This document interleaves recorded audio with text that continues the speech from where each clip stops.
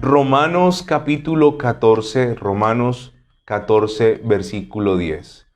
Acompáñeme por favor a Romanos capítulo 14, versículo 10. Es muy interesante esto del tribunal de Cristo para todos nosotros. ¿Por qué? Porque esto es un aliciente para nosotros saber que todo lo que nosotros hagamos en la tierra va a tener una repercusión, va a tener un eco en la eternidad. Nada de lo que tú hagas, escúchame, nada de lo que tú hagas se quedará sin recompensa.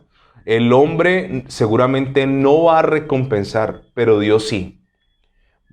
Romanos capítulo 14, versículo 10 en adelante. Pero tú, ¿por qué juzgas a tu hermano? ¿O tú también, por qué menosprecias a tu hermano? Y luego dice Pablo, porque todos compareceremos ante el tribunal de Cristo. Porque escrito está, vivo yo, dice el Señor, que ante mí se doblará toda rodilla, eso se llama reino venidero, y toda lengua confesará a Dios, reino venidero. De manera que cada uno de nosotros, vuelve a hablar Pablo de lo que ocurrirá, cada uno de nosotros dará a Dios cuenta de sí. Yo no sé si usted alguna vez ha tenido que dar cuentas de algo.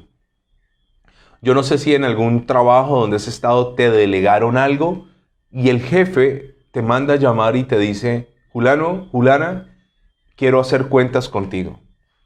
Lo mejor que a uno le pidan cuentas es estar bien con esas cuentas.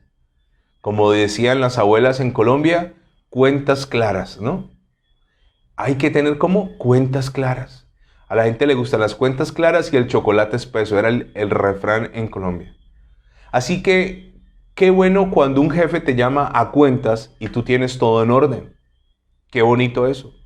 Cuando se puede corroborar y comprobar la información que tú estás dando. Hay momentos donde tendremos que dar cuentas a una autoridad y a veces cuando se da cuentas a una autoridad es intimidante. Cuando un agente de tránsito te para y te pide los documentos del vehículo, pero qué bueno es tener esa paz en el corazón, que ese vehículo tú lo tienes al día en los impuestos, le has pagado el SOAT, el seguro obligatorio, tienes que hacer tecnomecánica, se las hecho, y sabes que el vehículo está en óptimas condiciones, que tienes en el baúl, si te pide de pronto el equipo de carretera, si quiere ver la llanta de repuesto está en buen estado, si tienes todo el extinguidor, el botiquín, los tacos, si tienes todo, que te pidan cuentas. El problema que le pidan a uno cuentas es cuando uno no está preparado. El problema de que le pidan a uno cuentas es cuando uno está desfasado, tiene un desbalance, tiene un roto en la administración, hay un mal manejo, ahí sí las cuentas intimidan. El año pasado que yo tuve la oportunidad de ir a Estados Unidos y fui muy seguido, una de esas veces que fui solo, cuando iba con mi esposa y con mi hijo, pues digámoslo que uno llama menos la atención, pero ir solo llama más la atención. Y me separaron de la fila.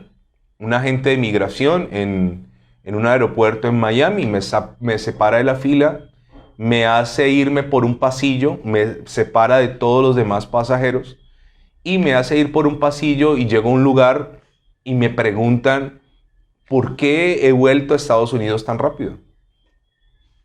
¿Sabe? Los agentes americanos intimidan. Y la verdad, yo había cometido un error. Yo iba a un encuentro con unos pastores y me había dado por llevarle a los pastores dulces colombianos. Entonces llevaba, más que ropa, llevaba esa maleta llena de mates de marrón blanco, más sospechoso todavía. Y cuando yo llegué allí, yo dije, no, yo soy pastor, yo vengo a un encuentro, a una reunión de pastores y etcétera. Y tuve que dar, ¿qué? Cuentas. Y obviamente esas cuentas tienen que ser verificables. Y obviamente ellos constatan que lo que uno está diciendo es verdad. Pero cualquier autoridad humana nunca será comparable con una autoridad celestial. Y un día tú y yo no vamos a estar enfrente a un policía de migración, ni a un agente de tránsito, ni a un juez de la República, ni a un jefe, sino que un día tú y yo vamos a estar delante del Rey de Reyes, del Señor de los Señores, del justo juez, y vamos a rendir ¿qué? Cuentas. Ese rendimiento de cuentas para aquellos que están en el cielo se llama el tribunal de Cristo. Este rendimiento de cuentas no es para condenación. El tribunal de Cristo no es para condenar, no es para determinar la salvación porque ya estás en el cielo, no es para que Dios juzgue nuestros pecados, no, esa parte la vivirán los que no van a ser salvos en el gran juicio del trono blanco, pero sí es para recompensar. Entonces, qué bonito cuando una persona aquí en la tierra se le delegó algo, el jefe lo manda a llamar y se dio cuenta que esa persona durante el tiempo que se le delegó algo, se le soltó algo, se le confió algo, fue fiel. En ese momento esa persona va a ser premiada. Y en el cielo va a ocurrir algo muy lindo, y es que Dios, según la capacidad de cada uno, Dios sabe que no todos tenemos la misma capacidad. Dios sabe que no todos podemos con lo mismo. Dios sabe hasta dónde nosotros podemos rendirle al Señor. Así que Dios en su justicia nunca nos pondrá a nosotros una carga, una prueba, o nos pondrá en una situación que Él sabe que no podemos soportar o que no podemos manejar. Ese es un atributo maravilloso de Dios, la justicia de Dios. De hecho, yo utilizo este ejemplo. Yo podría cargar un bulto de cemento que pesa alrededor de 50 kilos. Yo lo puedo hacer. Soy un hombre grande, adulto. Pero yo sería totalmente irresponsable en ponerle un bulto de cemento a un niño como mi hijo de 7 años. Él no tiene la constitución ósea, ni la fuerza, ni la masa muscular, ni la estatura para soportar 50 kilos. Le haría un daño corto y nulo. Lo mismo ocurre con Dios. Entonces, la persona puede que no tenga muchas capacidades, no se le haya delegado mucho, pero aún de lo poco que se le haya delegado, se le va a pedir ¿qué? Cuentas. Escúcheme, hermano. Dios nos va a pedir cuentas. ¿Para qué? ¿Para castigarnos? No. ¿Para avergonzarnos? Tampoco. ¿Para hacernos sentir lo peor? Menos. Sino para recompensar. Recuerde esto. En el reino de los cielos va a haber ¿qué? Recompensas. Notaremos esto. En el reino de los cielos veremos personas que tendrán más y personas que tendrán menos. Es así. Seguramente a nosotros las clases sociales no nos gustan en nuestra nación, pero las clases sociales son necesarias. Si la gente que tiene dinero se va de un país, se acaba el trabajo, se acaban las empresas, se acaba el empleo, produce una crisis económica. O sea que en la sociedad son necesarios todas las clases sociales. Y lo más tremendo de esto es que en el cielo va a haber clases sociales. Pero pastor, ¿de dónde usted saca esto? Vamos a ver, estamos viendo las coronas, recuerda que estamos viendo acerca de esto. Pero hoy quiero que usted me acompañe por favor a Lucas capítulo 19. Lucas 19 es un pasaje muy interesante. Vuelvo a repetir, esto no es una prédica, esto es un estudio de la palabra del Señor. Yo no sé si usted alguna vez ha leído Lucas 19, versículo 11. Dice, parábola de las 10 minas.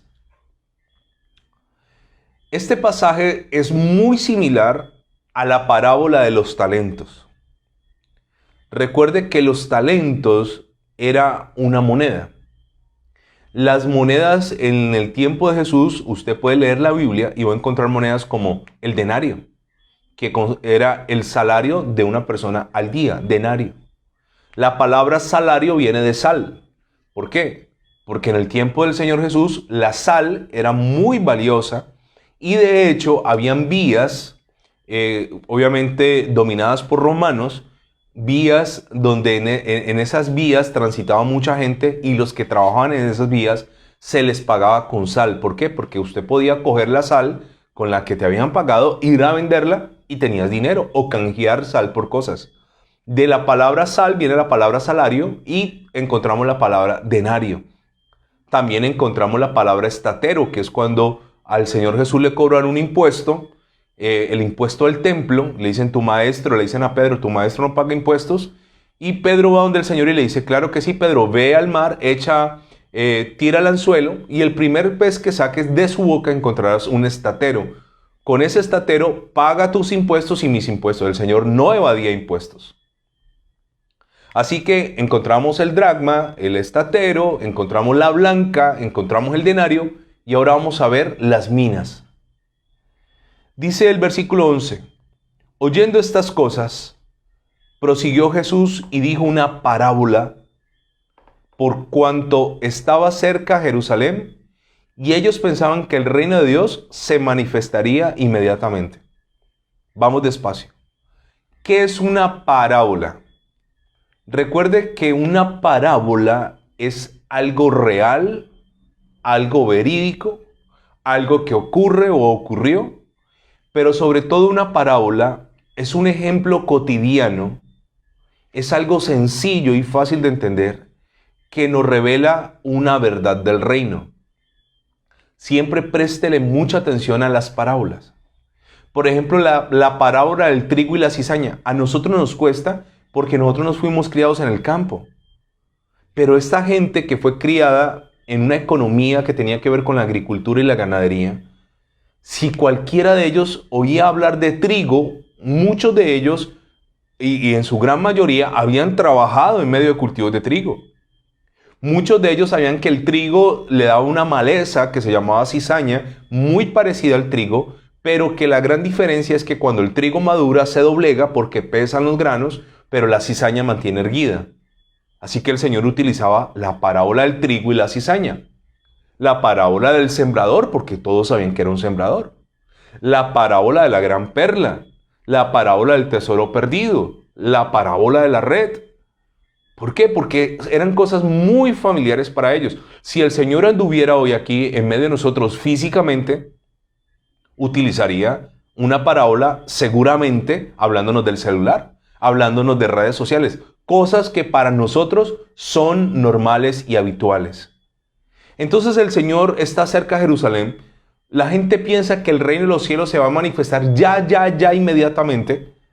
Y Él tiene que contarles una historia a la cual yo tengo que irle prestando atención. Las parábolas nos hablan del reino para donde usted y yo vamos a ir. ¿Usted quiere saber para dónde va? Lea las parábolas. Porque el reino de los cielos es semejante a un hombre que salió a sembrar, es la semejanza que Él nos da. Entonces dice el versículo 12.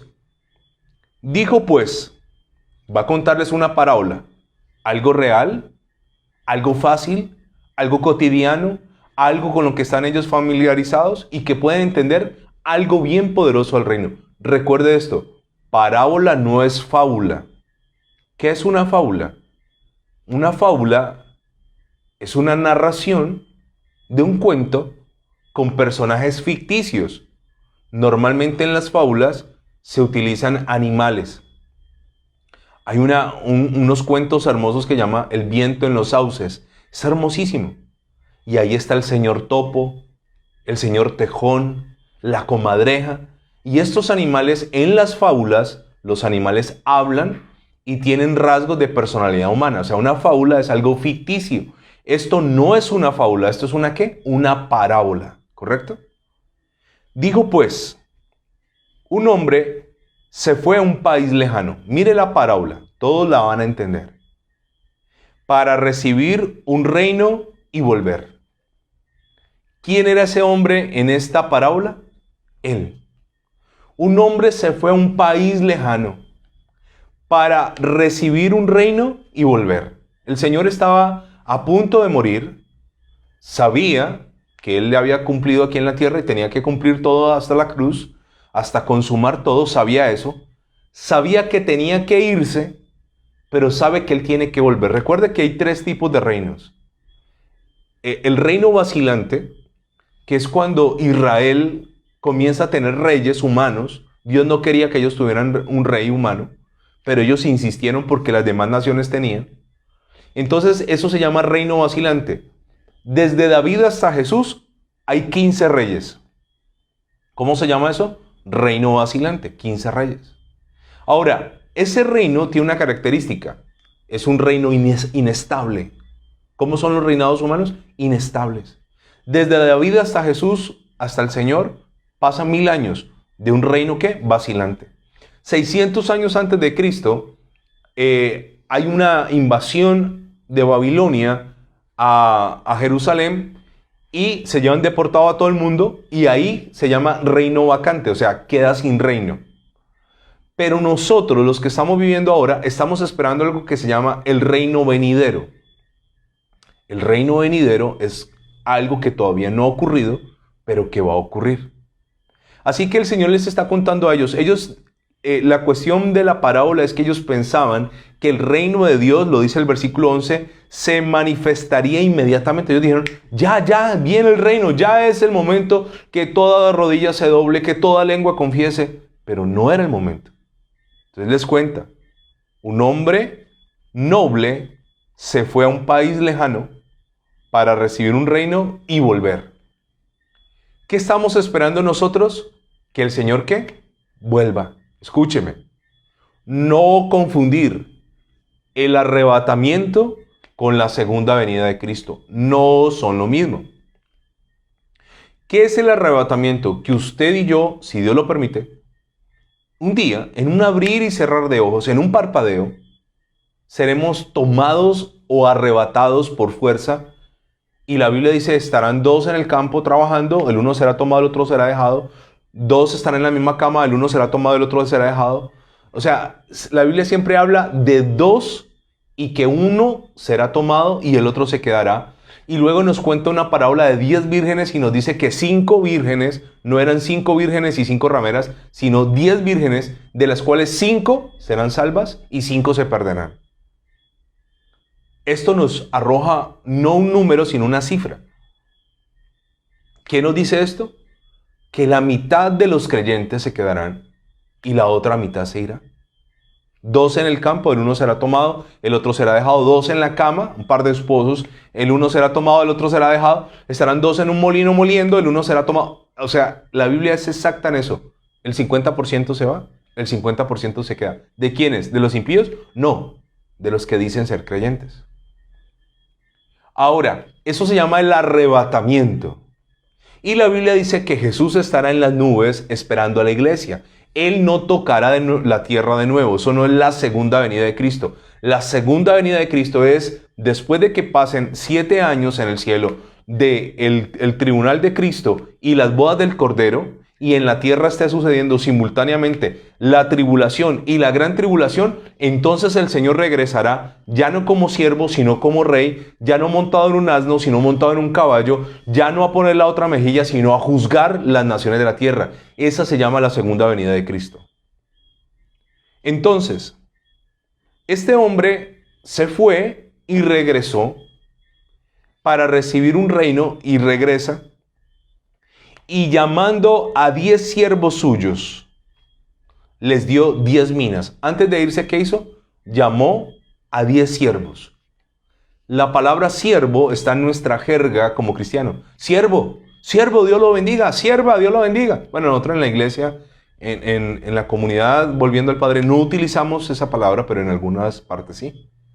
¿Qué es un siervo? Un siervo puede ser un animal, pero no se escribe con ese. Y cuando se escribe con ese, es un esclavo, realmente. Él llama a 10 servidores, a 10 esclavos, y le da a cada uno según su capacidad. Dice, y llamando a 10 siervos, les dio 10 minas, y les dijo, negociad entre tanto que vengo. Esto es muy similar a la parábola de los talentos. Pero sus conciudadanos le aborrecían y enviaron tras él una embajada diciendo, no queremos que éste reine sobre nosotros. ¿Qué dice? Cuando el hombre se fue, enviaron un comité para decir, no queremos que vuelvas, no queremos que vuelvas. Una característica de la venida de Cristo, la Biblia dice que cuando venga el Señor Jesús, se formula una pregunta. ¿Habrá fe en la tierra? No dice que cuando sea el arrebatamiento habrá fe, porque de hecho tenemos que tener fe para creer que nos vamos a ir con Cristo arrebatados. Dice cuando vuelva habrá fe en la tierra. Una característica de la gente que se va a quedar después del arrebatamiento y bajo el reinado del anticristo, que va a durar 42 meses de tribulación y 42 meses de gran tribulación, 7 años en total, será que van a ser incrédulos, van a ser apóstatas y aborrecedores de Dios. Así que el Señor está contándoles a ellos una parábola que muchas veces Él tenía que explicarles, como la parábola del sembrador, qué significaba. Y Él está diciendo, un hombre noble se va a recibir un reino y va a volver. Él no está diciendo soy yo, pero nosotros podemos entenderlo porque tenemos el privilegio de tener la Biblia completa. Así que Él les está contando qué va a ocurrir y Él dice que a sus siervos les deja un recurso económico para que hagan negocios con Él. Pero cuando Él se va, los conciudadanos, los que son del mismo lugar de aquel señor, le mandan una embajada y tratan de bloquear su regreso. No queremos que vuelvas. Dice, no queremos que éste reine sobre nosotros. ¿Sabe qué va a ocurrir en un tiempo futuro? Las generaciones futuras van a odiar al Dios de la Biblia. La gente odiará a nuestro Dios, lo aborrecerá. De hecho, tenemos gente que nos está viendo en Europa. De hecho, hay países como España, por ejemplo, donde el cristianismo es una cosa muy compleja. De hecho, en el hablar de los españoles hay mucha vulgaridad y de hecho se refieren a Dios, algunos de ellos, no todos, con vulgaridades. No hay temor, no hay reverencia, no hay fe, apóstatas, ateos, incrédulos. ¿Sabe? El ateísmo se basa en sacar a Dios de nuestra vida. Y ateos como Marx y personas que fueron líderes ateos propusieron la muerte de Dios. Propusieron que Dios debería de morir. Y le comenzaron a decir a la gente que si nosotros dejamos de pensar en Dios, dejamos de orar a Dios, dejamos de creer en Dios, Él morirá en el olvido. La muerte de Dios, aborrecedores de Dios. ¿Sabe? Y esta gente no querían que este rey regresara. No queremos que tú seas rey sobre nosotros. Hay gente que no quiere que Dios sea su rey. No quieren. Quieren vivir en su inmundicia, en su pecado, en su maldad. Por eso vemos hoy en día cómo se hacen conciertos y las boletas cuestan sumas ridículas de dinero. Conciertos que imparten inmoralidad, que imparten muerte, promiscuidad, conciertos vacíos y la gente corre por miles. No quieren que Dios los gobierne. Entonces dice el versículo 15, los conciudadanos no querían, pero el 15 dice esto. Aconteció que vuelto él, ¿qué ocurrió? Volvió. ¿La gente quería a los que se quedaron? No. ¿Pero y qué? Si él es el que manda. Aconteció que vuelto él, después de recibir el reino. Ok. Vamos por partes. La Biblia dice que Jesús fue obediente hasta la muerte y muerte de cruz. El Señor recibió la mayor exaltación, no en tierra, no en su naturaleza humana, no mientras caminó en esta tierra, sino cuando ascendió a los cielos. Dice la Biblia que después de haber pasado por la cruz, después de haber sido obediente hasta la muerte y muerte de cruz, dice que Dios lo exaltó hasta lo sumo. ¿Qué es lo sumo? Lo más elevado. Y le dio un nombre que es sobre todo nombre, para que en el nombre de Jesús se doble toda rodilla de los que están en los cielos, en la tierra y debajo de la tierra, y toda lengua confiese que Jesucristo es el Señor, para gloria de Dios Padre. Él primero cumple su misión y después es exaltado y se le entrega todo. Recuerde que lo que Adán perdió, Jesús lo ganó para él y para nosotros. Así que este rey va, reclama su reino y regresa. Y cuando regresa, dice el versículo 15, aconteció que vuelto él, después de recibir el reino, mandó llamar ante él a aquellos siervos a los cuales había dado el dinero. ¿Cuál dinero? Las minas. Para saber lo que había negociado cada uno. Muy similar a los talentos, pero con un desenlace distinto. ¿Llamó a quiénes? A los siervos. Nosotros somos siervos de Dios, o creo que nos esforzamos por ser siervos. Él un día nos va a llamar. Fulano de tal, ven, quiero saber qué hiciste con lo que yo te di.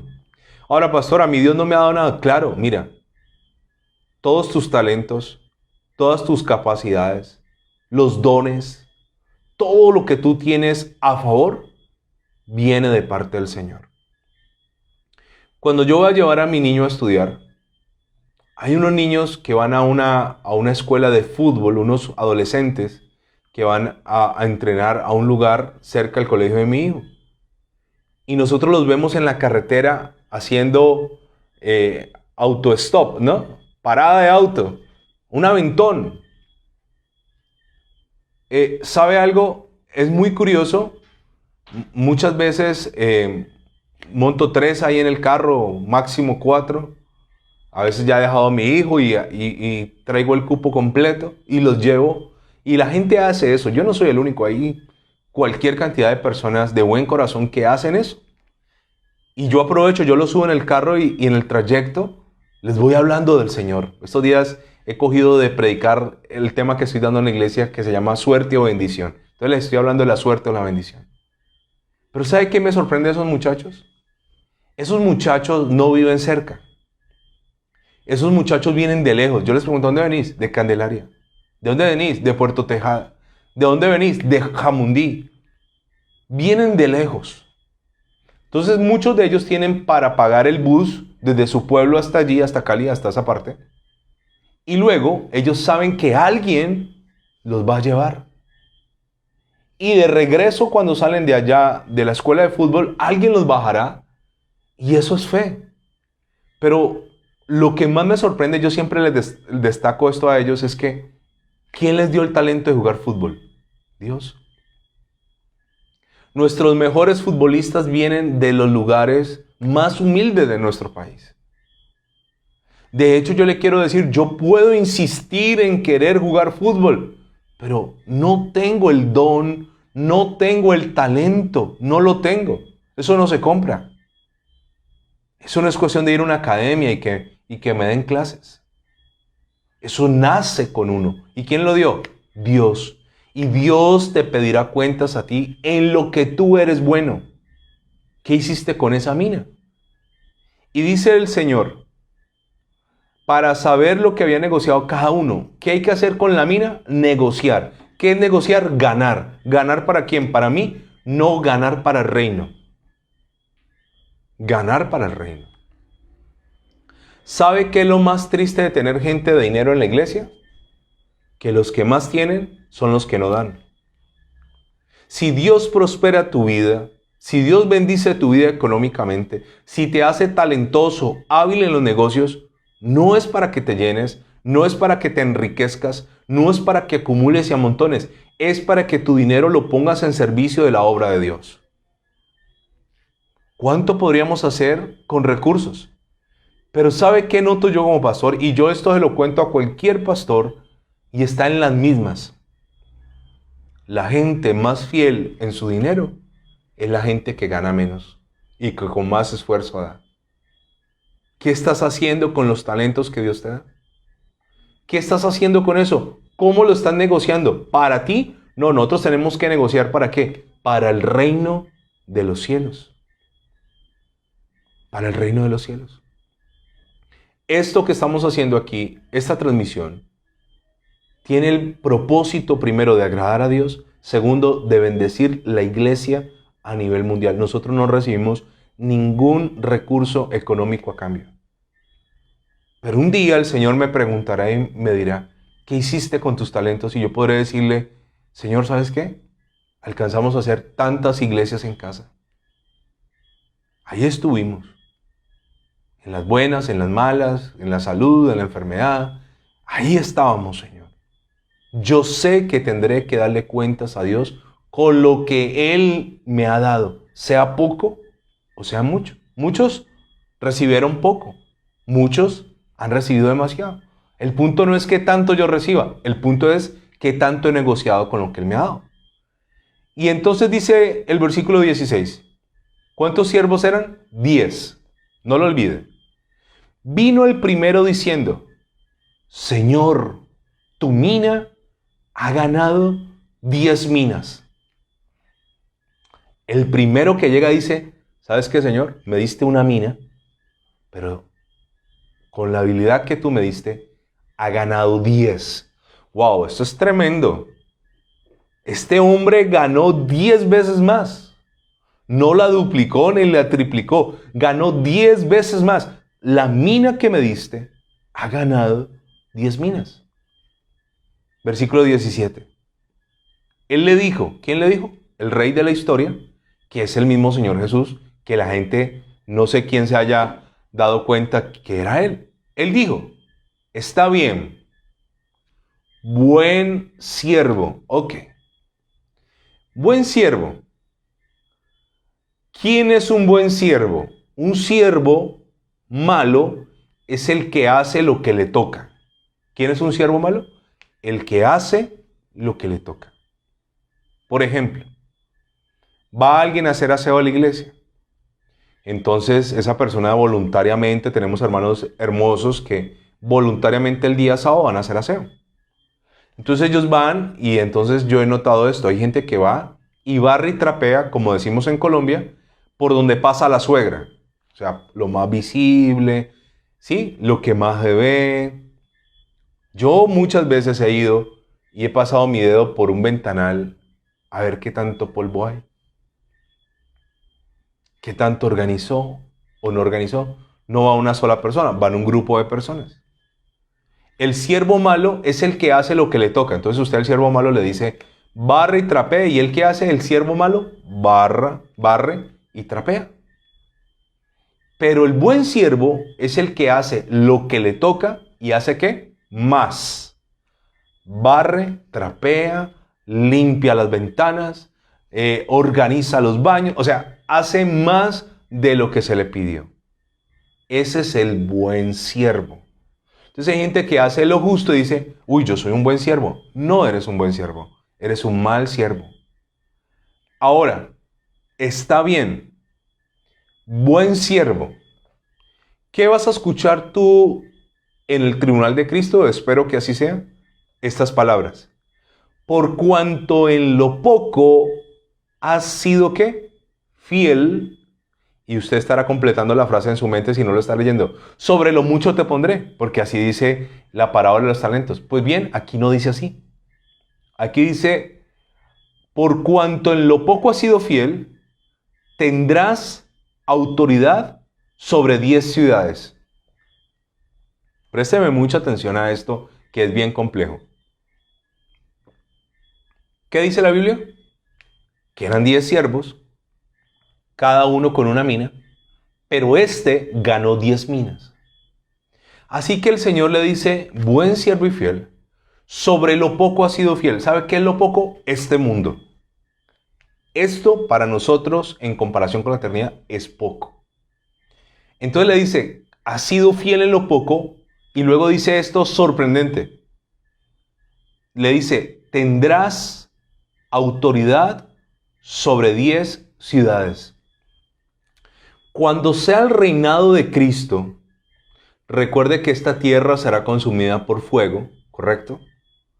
Recuerde que Satanás será destruido. Y después de esos eventos antes de que Satanás sea destruido, será encarcelado, Satanás.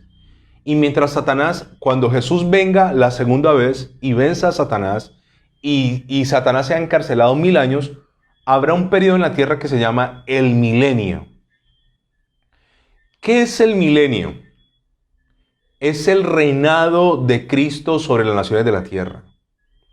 Resulta y pasa que en los años de la tribulación y la gran tribulación, habrá gente que no morirán en esos 7 años, que no se pondrán el sello de la bestia, no se condenarán, que el anticristo no los podrá alcanzar, que tendrán hijos y se quedarán en la tierra viviendo. Estos que durante esos 7 años logren pasar, se quedarán en la tierra. Estos serán los que se van a multiplicar. Y aquí ocurrirá un fenómeno que se llama, ¿qué? El milenio. ¿Qué es el milenio? El reinado de Cristo sobre la tierra. Entonces, ¿qué va a ocurrir? En ese reinado de Cristo sobre la tierra, sobre los que se quedaron, no sobre los que estemos en el cielo. Todos los que se fueron al cielo vendrán como un ejército delante del Señor. Esos que se hayan venido a la tierra en la segunda venida como el ejército del Señor, esos estarán en la Nueva Jerusalén.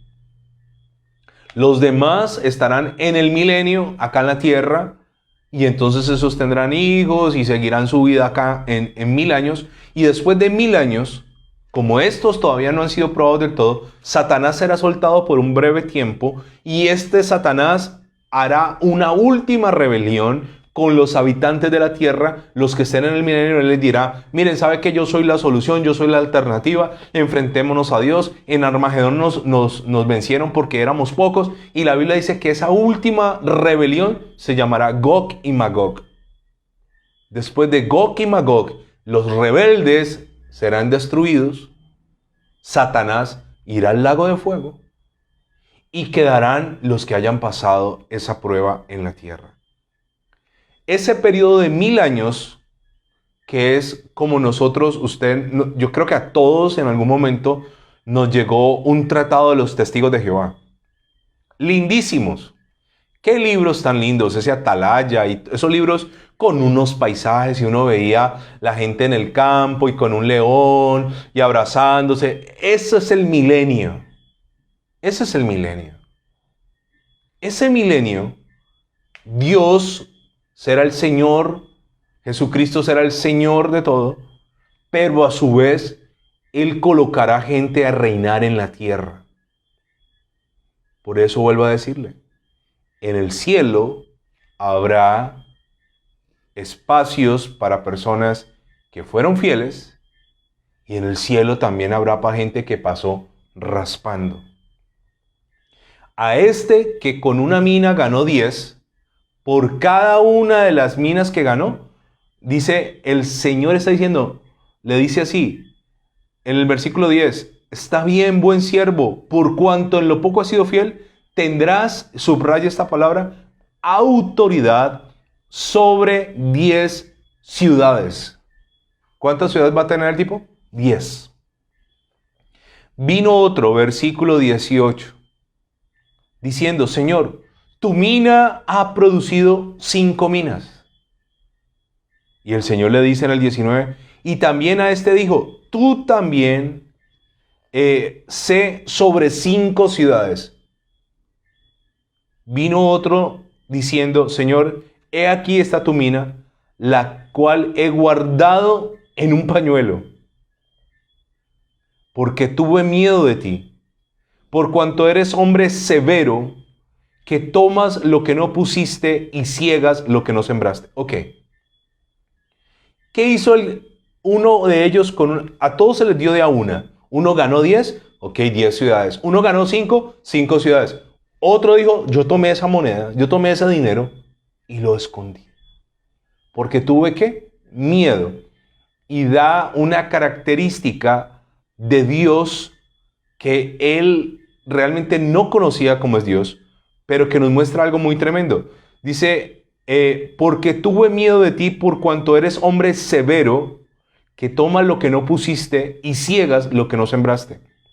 Entonces él le dijo, versículo 22, mal siervo, por tu propia boca te juzgo, ¿Sabías que era hombre severo, que no tomo lo que puse y que ciego lo que no sembré?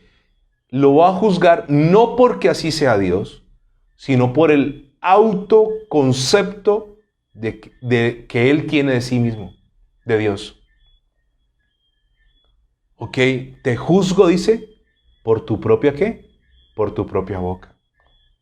Entonces dice el 24, y dijo a los que estaban presentes, quitarle la mina y darla al que tiene 10.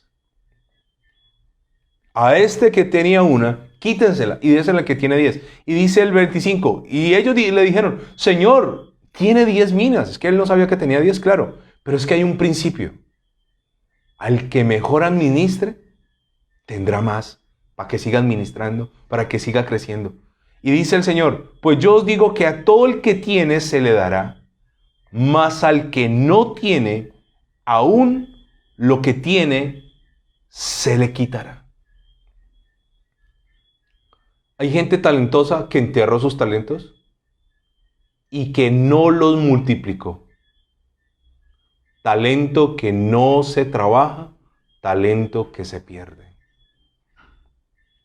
En una próxima oportunidad, seguimos con este interesante tema acerca de lo que recibiremos en el reino de los cielos. Amado Dios, gracias, gracias, gracias. Ayúdame a ser un buen administrador de lo que me das. Un día, Señor, eso multiplicado dará un fruto sorprendente. Un fruto que no alcanzo a dimensionar, pero que vale la pena, Señor. Queremos ser buenos siervos. Ayúdanos, Señor. Te lo pedimos en el nombre de Jesús. Amén y amén.